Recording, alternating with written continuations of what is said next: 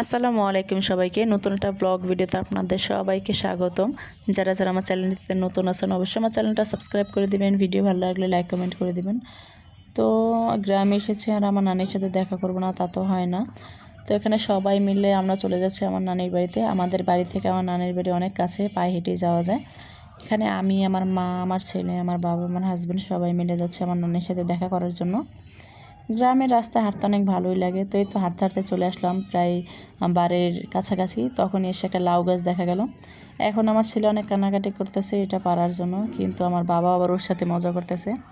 এগুলো নিয়ে আমরা অনেক হাসাহাসি করতেছিলাম যে নানা নাতি দুজনে মিলে লাউ চুরি করতেছে।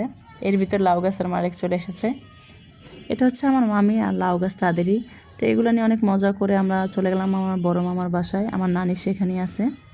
এখানে আমার ছেলে তার আঙ্কেলকে মিষ্টি নিয়ে আবার ফেরত চলে এসেছে।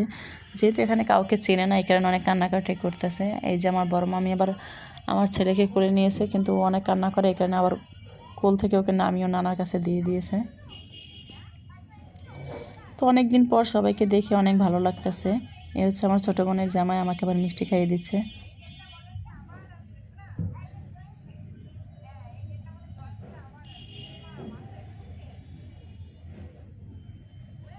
তো আমার ভিডিওগুলো আপনাদের কাছে কেমন লেগেছে অবশ্যই কমেন্ট করে জানাবেন।